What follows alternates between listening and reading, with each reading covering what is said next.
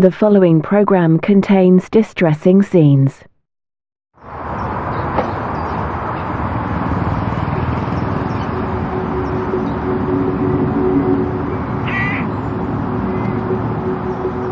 In 1994, tapings were taken on almost every item. I was looking for extraneous fibres on the clothing. We recovered hairs which didn't match the victims. DNA was still a fairly new concept. I didn't realise that some 30 years later, these tapings would lead to the apprehension of the person who'd murdered Ricky Neve.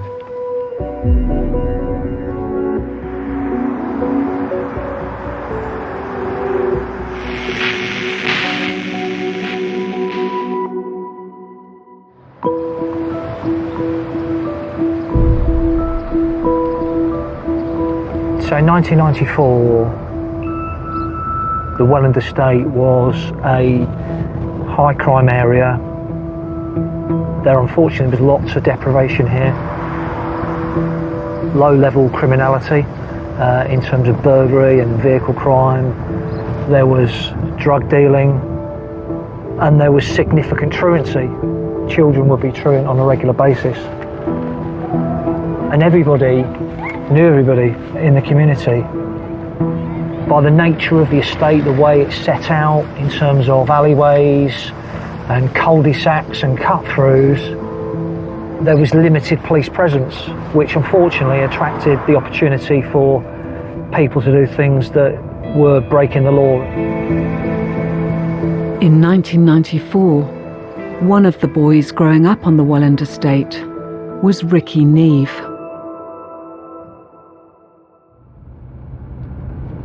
So Ricky was a really well-known 6-year-old boy. He was very much older than his biological years in terms of his mannerisms and in terms of how he interacted with people. He was a little boy who was clearly a handful. He was a cheeky chappy, as his mum used to call him. He was cheeky. He was naughty. He had a big personality, and sadly, there was a lot of unhappiness. His mum, a single mum with a young baby, left him to run around safely on the estate, but sadly, it wasn't safe.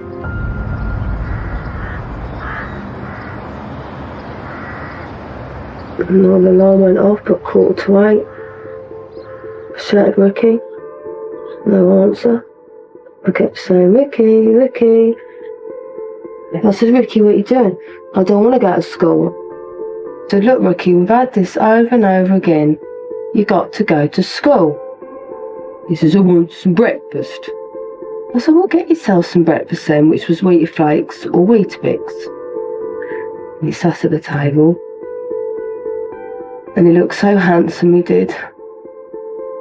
All in his white shirt, his trousers, his lovely haircut. And I says, "Come on, boys, ready to go to school." Around about 9:30 in the morning, he leaves the house and walks himself to school, which may sound quite peculiar. But where they lived in Red Mile Walk in Peterborough, the alleyway ran all the way direct into the school. That's something he did all the time. And then, I slipped off back to sleep. I suddenly woke up, it was about 11:15, and he'd gone like. Ruth was struggling in terms of trying to support and manage her children. Ruth had had literally next to no sleep, and in some ways was very grateful for Ricky getting himself ready, eating his breakfast and going to school, really. So it was quite a chaotic lifestyle at that particular time. Ricky left the house wearing his school uniform, including his blue coat. I do remember Ruth assumed that he'd been to school that Monday. She'd assumed that he'd perhaps gone home with a friend for a glass of squash, that he often did, or a biscuit, popped into someone else's house. By 6 p.m, Ricky was nowhere to be seen, and his mother, Ruth, dialed 999. Emergency? I said, I'm reporting my son missing. He hasn't been back from school. Okay, what's your name, please? Ruth. And what's your son's name, please? Ricky. R-I-K-K-I. How old is your son? 6. What time was the last time you saw him? When he went to school. Right, what was he wearing? School uniform. I think a little blue coat. He got his suit on. Where was 6-year-old Ricky Neve?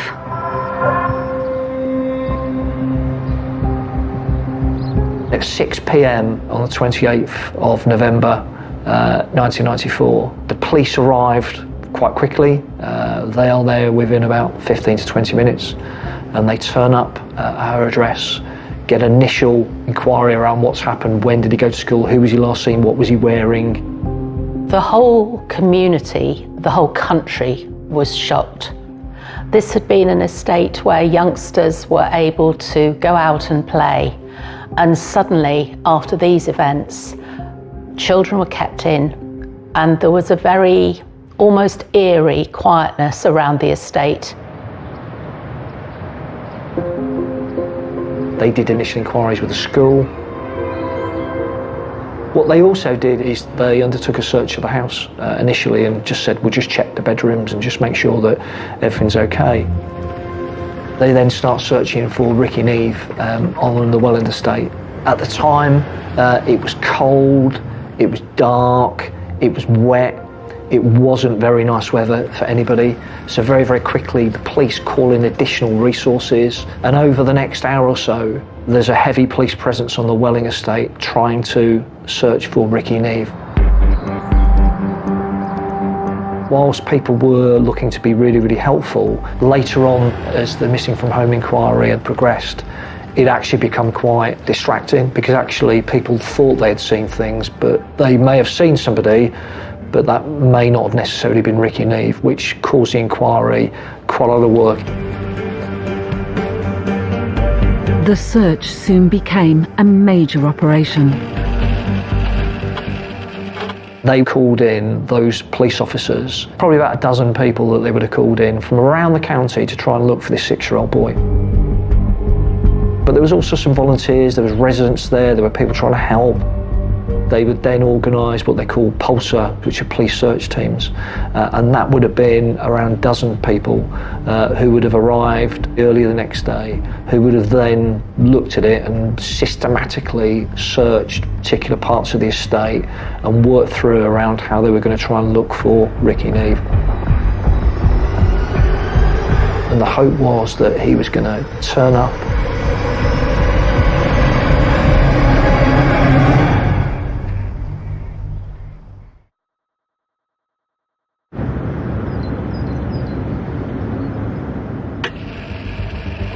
In 1994, police had been searching for missing 6-year-old Ricky Neve for less than 24 hours, and were now scouring the woodland opposite his home. They went through the wooded area, and around about 5 minutes after 12 on that particular day, a search officer sees the legs of what appears to be a small child in the distance. This officer continues walking forward, and it becomes obvious that it's the body of a young boy who's naked and is laid out in a star-shaped pose. He left his home in Red Mile Walk alone on Monday morning, but never made it to school. Because the little boy often stayed out at night with friends, he wasn't reported missing until 6 o'clock that evening. A huge police search started, and today Ricky's body was found in undergrowth 500 yards from his home. The attack seems senseless at the moment. We can find, albeit early stages in this investigation, no motive whatever for the killing of a 6-year-old boy. He was found naked. A post-mortem will be held later this evening in an attempt to determine precisely what caused his death, and that will obviously have to look at the possibility of some form of sexual interference. The news was devastating. Ricky's family was shattered. His mother Ruth left utterly bereft. I just remember his cheeky little face just saying he loves me. I love you, Mummy, with lots with the cherry on top. He was the best boy in the world. I loved him. Anybody that knew Ricky, he was full of life, and now he's been taken away from us.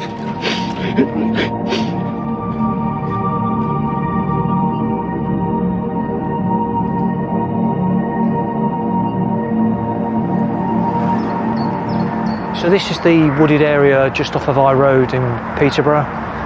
This is the location, the deposition site where Ricky Neve was murdered back in November 1994. It would have been dark, it would have been cold, it would have been wet. The foliage would be nowhere near to what it is today. It's an area where children would have played and frequented. And unfortunately, it's the tragic location where young 6-year-old Ricky Neve was brutally murdered.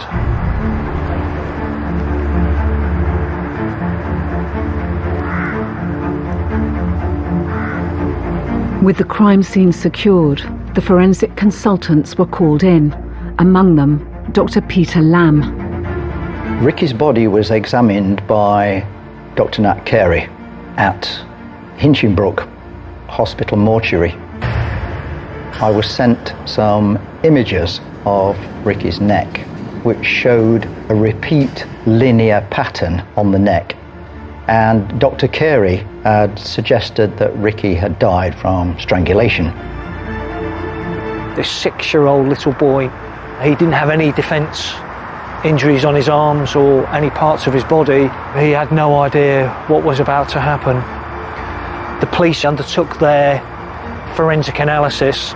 They looked at everything, and the only things that were here was a button. There was nothing else here. Ricky's clothes were nowhere to be seen, prompting a meticulous sweep of the surrounding area by police search teams. Police today displayed a set of Ricky's school clothes, identical to the ones found in a dustbin, only 150 yards from where the 6-year-old's body was found. The bundle also included underwear, socks and shoes. We're satisfied from the post-mortem that he had not been sexually interfered with, but we have been searching high and low for his clothing. We are very pleased we've now found that.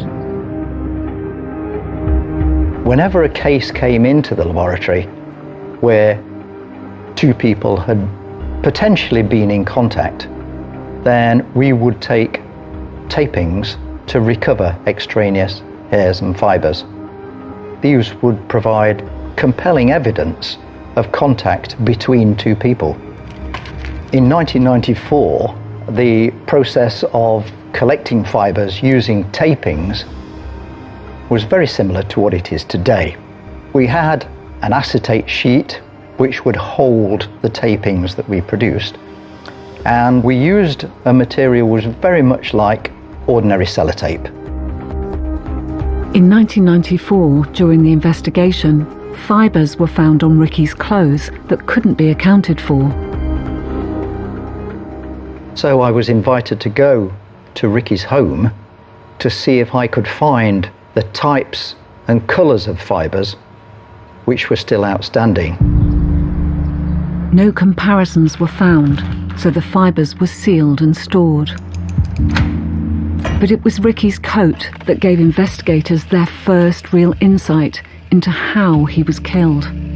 One of the things that the police wanted to know was there an instrument involved in the strangulation, or was it manual? And on the blue jacket, there was a coarse zip of the jacket, and there was also half of a coarse zip which appeared to be there so that you could zip on a hood to the jacket. The hood was missing. I made detailed photographs, drawings and impressions from the zip, because if you put tension on a zip, then the spaces can open up. The teeth of the zip can become distorted, they can present different surfaces and faces which might make different marks. So I went to meet Dr. Carey at the mortuary, and along with some photographs taken of the injuries and some clear acetate sheets with the marks on the acetate, and we overlaid those onto the marks and compared the original photographs, and we couldn't find any discrepancies, and therefore it could have been that the jacket was being worn whilst he was being strangled. Pathologist Dr. Carey concluded that Ricky had been strangled from behind using a twisting grip on his clothing. Further forensic analysis of his stomach contents would also prove vital to the investigation. Ricky Neve was a young boy of habit. He always ate his breakfast. He liked his Weetabix. And then on this particular day, he'd eaten his Weetabix, and it transpired during the post-mortem, the stomach contents. He had consumed his last meal around about 1 to 2 hours before he was murdered. The new scientific evidence contradicted multiple claims of seeing Ricky on the evening he was killed. Ricky's murder was national news. The pressure on police to get answers was mounting, and fear was spreading through the community. It's hit me hard. I've got a 5-year-old, she'll be 6 soon, and all I can think is it could have been her. It really is frightening and upsetting, and I just hope to God it isn't children yet again copying the James Bolger episode. As information started coming through around Ruth Neve, people had seen or heard Ruth shouting at her children. She'd been heard to shout at her kids, she'd been heard to smack her kids, she'd been heard to say, "I'll kill you."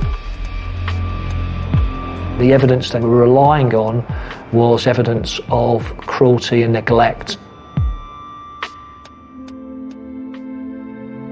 Ruth was rejected by her own parents because they were unable to cope. Even when she had children of her own and proudly took them home to show her mum and dad, they didn't want to know.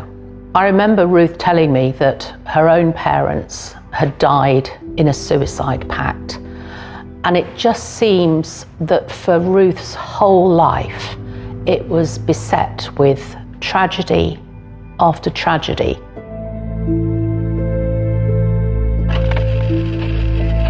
And she wanted to do the very, very best for her children. But where she struggled was in terms of guardians and role models and moral compass. What do you say to those people who say you could be your little boy's killer? Oh yeah, of course I am. That's why I'm sitting here crying my bloody eyes out, ain't I? I've got nothing to hide. Nothing at all. I wasn't no perfect mother, but who is? She didn't give the answer that society particularly wanted to hear.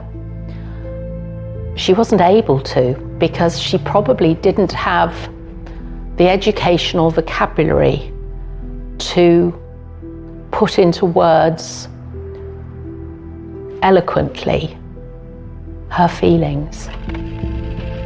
So all this evidence pieced together to paint a picture of Ruth as having a potential motive for murdering her son, alongside the stuff they'd found at her address when they did the search, so some true crime books and some occult books. And they used this as part of their hypothesis, is that Ruth Neve had killed Ricky Neve at home in a fit of rage, that she'd then called the police. When the police had left, she'd wheeled his body out to the deposition site. She'd stripped him naked as some sort of ritual sacrifice. While investigators became focused on Ruth being the killer, there was forensic evidence that would contradict the hypothesis in the form of Ricky's muddy shoes. The purpose of looking at his school shoes was to understand if there was any evidence of where he might have been. When a person goes missing and then found dead, you have to retrace their steps, and the best way to do that is through their shoes. On most soles of shoes, if you turn them over, you'll have a series of ridges that are essentially there to stop you slipping. We have positive ridges and negative ridges. The negative ridges are the gaps in between that you can sometimes put your finger in between, and the positive ridges are the bits that stick out to basically stop you from slipping. If somebody has walked in mud and then walked home, the mud will have rubbed off naturally, and you can see that if you stand in a puddle and get mud on it, it will just fall off naturally. But in this case, the mud was so caked on and associated with both positive and negative ridges that it was clear evidence that Ricky hadn't stepped out of the woods, that he'd only stepped in.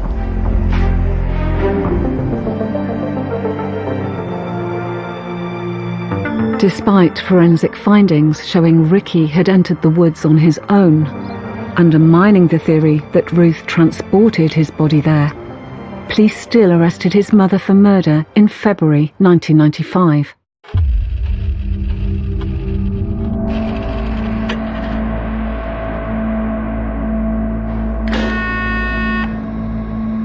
This interview had been conducted in an interview room at the Thorpe Police Station in Peterborough.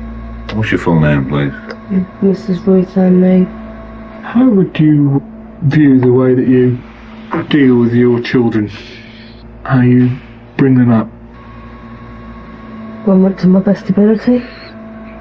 1st of October 1994, you were visited by detectives at your home address. This officer tells us, when I went up to the child's room, the door was tied up. Someone had taken the time to tie the handle firmly.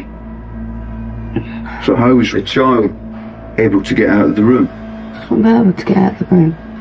So she was a prisoner in her own bedroom? Oh, she wasn't a prisoner in her own room. I had to put a bit of string round the banister. If she didn't settle down at night, she'd be running around. This is 11 o'clock in the morning. The child is stuck in her room. Do you recollect an incident just before Christmas, 1991, where uniformed police officers came to see you? But on about when Ricky was on the doorstep. What is Ricky doing on the doorstep? Because he kept messing about and messing about. He wasn't even on the doorstep for more than 5 minutes. You're putting a 3.5-year-old child out in the middle of winter? Not in the middle of winter at all. What, December? And what was he dressed in? Pyjamas. And that's your idea of reasonable chastisement? Well, it's better than beating them, isn't it?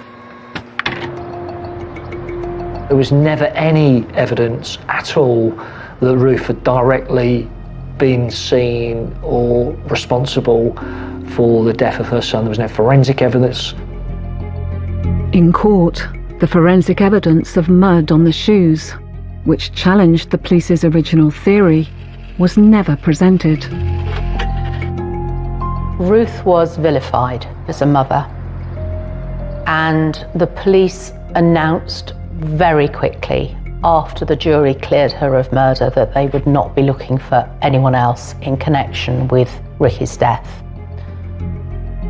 That sent a clear message to everyone that they thought she'd done it and got away with it. While she'd been found not guilty on the murder, she was going to be sentenced to 7 years for the child cruelty. So, if Ruth Neve didn't kill her son, who did?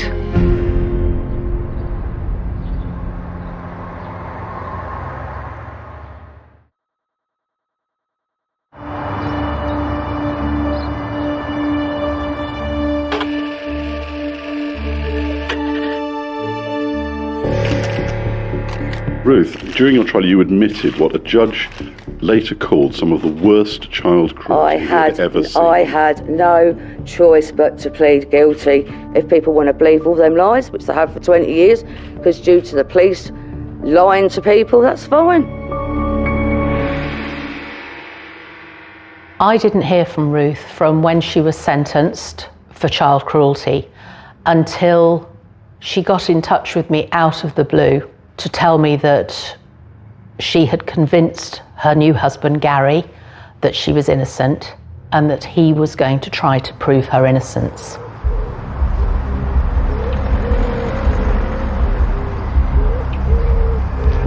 In 2014, I'd made a decision we were going to review the case into Ricky Neve.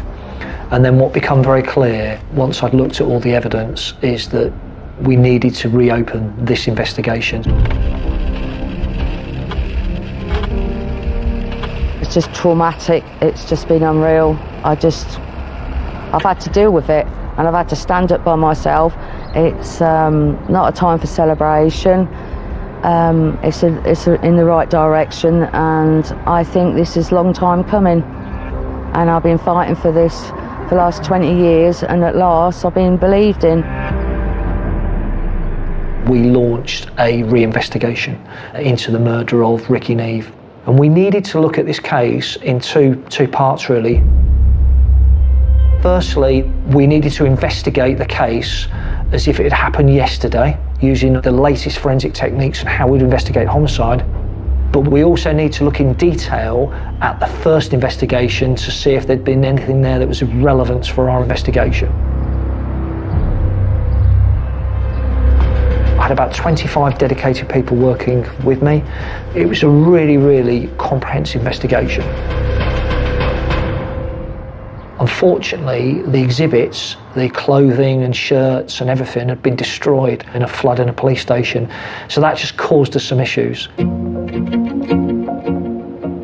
But what we learn over the years when we do a cold case murders is that we go to the forensic archives.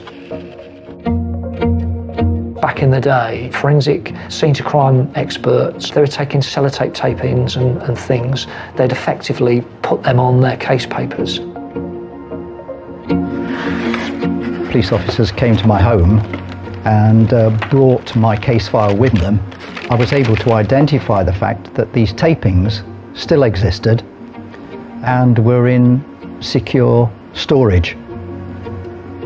They were subsequently retrieved from storage and submitted to another forensic provider for modern DNA extraction and interpretation. At the time that these tapings were taken, DNA profiling was in its infancy. We had no idea that it would progress to the stages which it has done now. The DNA that was present on the tapings was extracted, cleaned, and then a DNA profile was derived from any DNA that was present within the sample. With a mixed DNA profile, there can be different amounts of DNA from different individuals. The presence of additional DNA is quite obvious in most cases. For example, if the profile is being derived from a victim's clothing, then we know that that victim's DNA will be present. That will then leave another one or maybe two profiles, which can then be interpreted further based on individuals who you might want to either include within your inquiry or eliminate from the inquiry. From the review, it became really, really clear that lines of inquiry were not properly followed up and that there'd been a real fixation on Ruth Neve. It became clear that there are probably around 20 to 30 people who needed to be looked at again in a bit more detail. When a profile is of interest, which doesn't match any of the suspects that you might have, providing it meets certain criteria, that profile can be loaded to the National DNA database.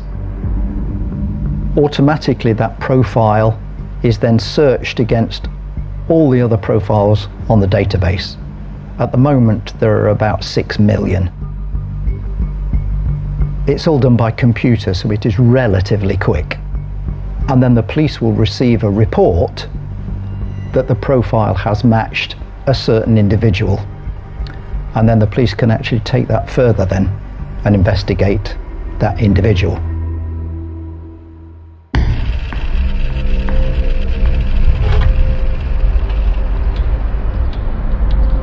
We got a phone call And this was from a scientist who effectively said, we've got a DNA hit on the sellotape tapings which had been taken from the clothing of Ricky Neve. And it's a guy called James Watson.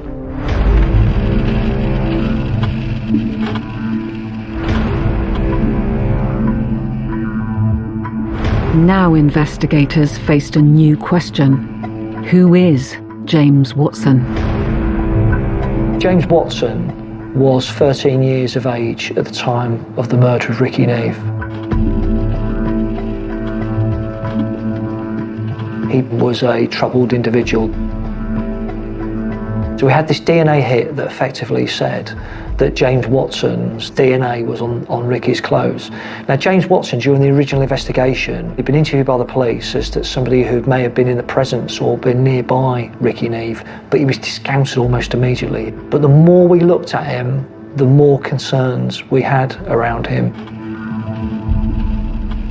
He'd set fire to a British Transport police station and ended up in prison for a number of years. He committed indecent assault against a 5-year-old little boy shortly before Ricky Neve was murdered.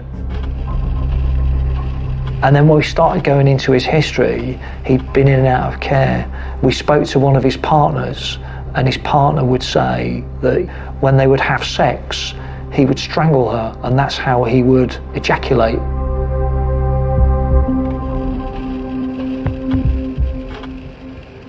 We spoke to some of the care homes that he was in, and they would give us information around him laying out dead animals in the room that he stayed, and there'd be catalogues of children in the room. When he gave his original statement at the age of 13, Watson only mentioned a fleeting interaction with Ricky. Almost a day or two after Ricky Neve had been murdered, he turned up at his school with a newspaper, and the front page of the newspaper was Ricky Neve. And he'd asked his teachers if he could photocopy the newspaper around 25, 30 times. They thought that was quite strange. They reported that to the inquiry, but he was still discounted. So the more we looked at him, the more concerned we were around him, and we were able to discount other people as we were going along. We were working very, very closely with the Crown Prosecution Service. We were working with them throughout, and we've made a decision that we were going to arrest James Watson.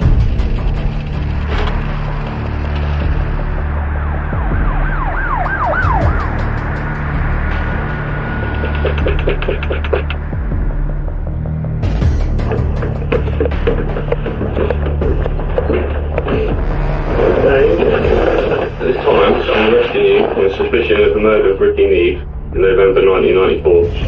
Do you understand what I just said? Alright? I wasn't surprised at the age of James Watson. I was shocked, but I wasn't surprised. I think everybody wants justice to be done. They want the right person behind bars. There you go. Go, Chad. Bye, mate.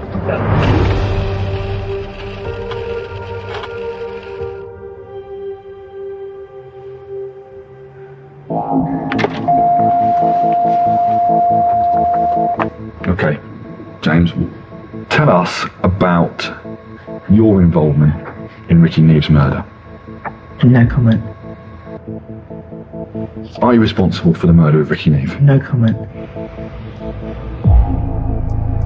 Monday the 28th of November. Tell us about that day. This was the day that I met Ricky. Okay. The first thing you referred to in your statement is you walked to the well in the estate. I think it was just at the time that they were doing a lot of work in the area, but they were working at the back of these two houses. Okay. And it's right here that I remember meeting Ricky, right on this corner. Okay, so tell us about that meeting with Ricky. Yeah, as I'm going past, I think he said to me, like, look at that big digger or tractor, and I corrected him. I said, it's not a tractor, it's a digger. Right. Because the lads were in there, excavating and digging. I remember him just looking through the fence for a knot hole. They used to get like the little knot holes that you push through. Yeah. Picked him up, held him up over the fence. Watched the guys doing the work. and then we left and walked off. Let's just go back a little bit then, because I'm slightly confused as to what you just said. You don't make any mention of the offence in your statement. Yeah.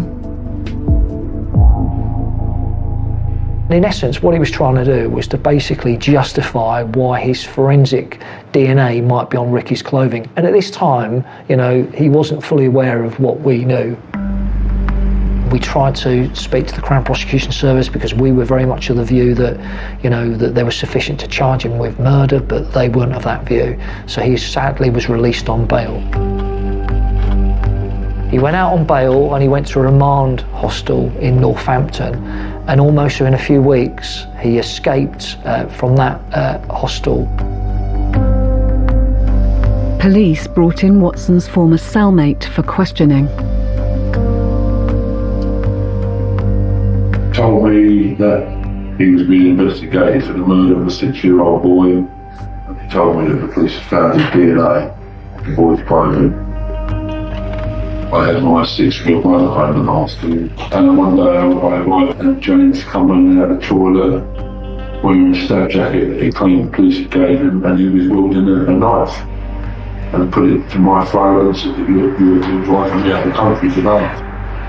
From there, I just felt fearful, so I drove him to Dover. We went to the ferry, he got me to play with the windows and blinds, and even there he forced me to drive him for 3 days to Porto.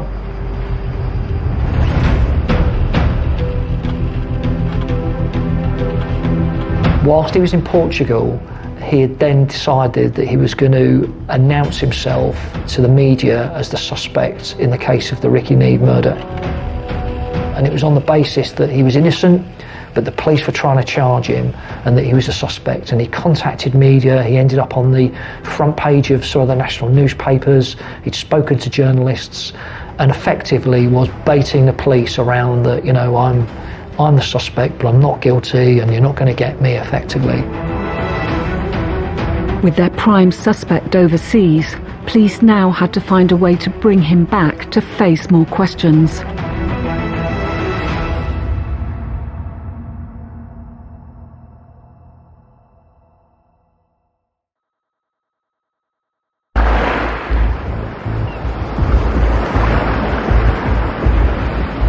In 2016, James Watson fled to Portugal to avoid answering difficult questions about the murder of 6-year-old Ricky Neve in 1994.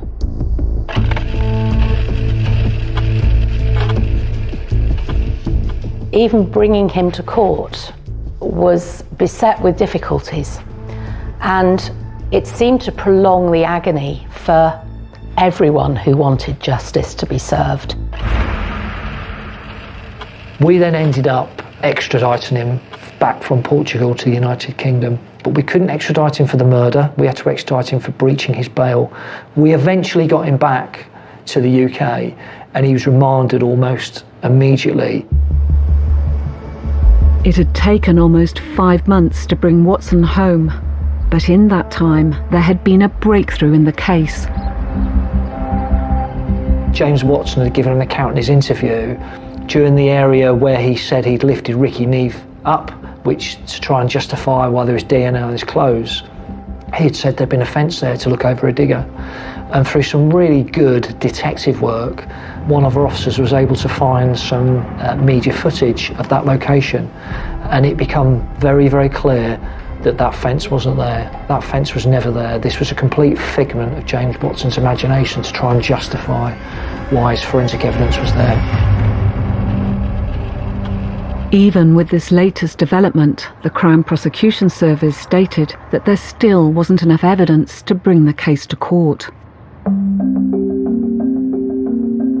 I took a telephone call from a senior and distinguished lawyer at the Crown Prosecution Service Appeals Unit, who was considering a victim's right to review in the case of Ricky Neve. It had come about because the local area had decided there was insufficient evidence to prosecute. The mother had invoked her right to have that decision reviewed. The Crown Prosecution Service reviewed the case and the new evidence, leading them to revise their earlier decision that there wasn't enough to proceed. And in this particular case, the appeals unit overturned the original decision and decided that there was sufficient evidence to charge James Watson with the murder of Ricky Neave.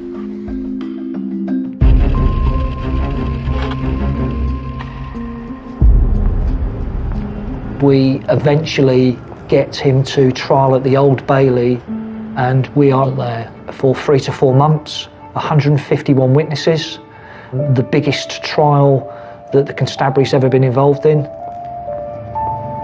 Numerous statements, media attention all the way through.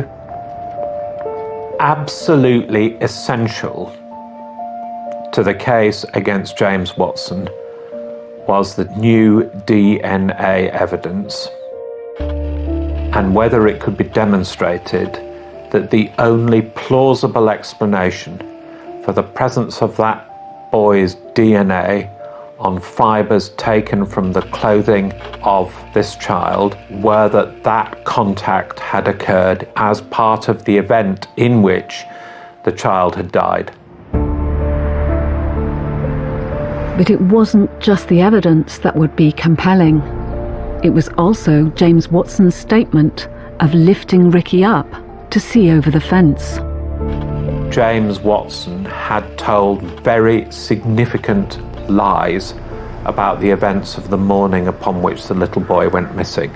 And once you put all of the pieces together, I do believe it demonstrated that the only sensible explanation for any physical contact between James Watson and the little boy, Ricky, was that he killed him.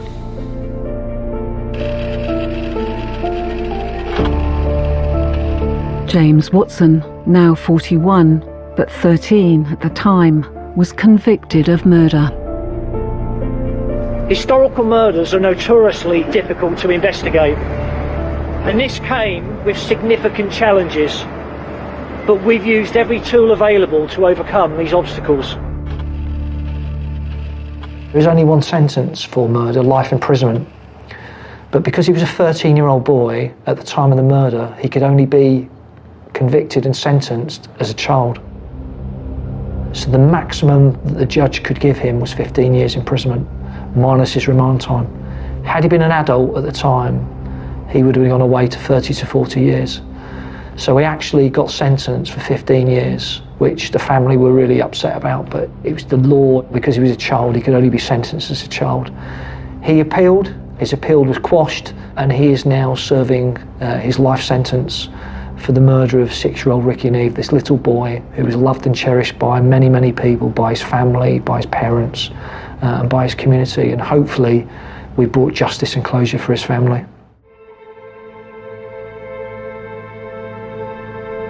I know that from my numerous dealings with Ruth over the years, whilst justice might have been served, it didn't bring her life back. It didn't bring Ricky back. He was denied his teenage years, his adult life, and everything that she dreamt of for him. And it hasn't repaired her relationship with her daughters. Although they now know that their mother didn't kill their brother, the damage that has been done is unreconcilable. And that's an immense tragedy for human beings, for those girls, and for Ruth.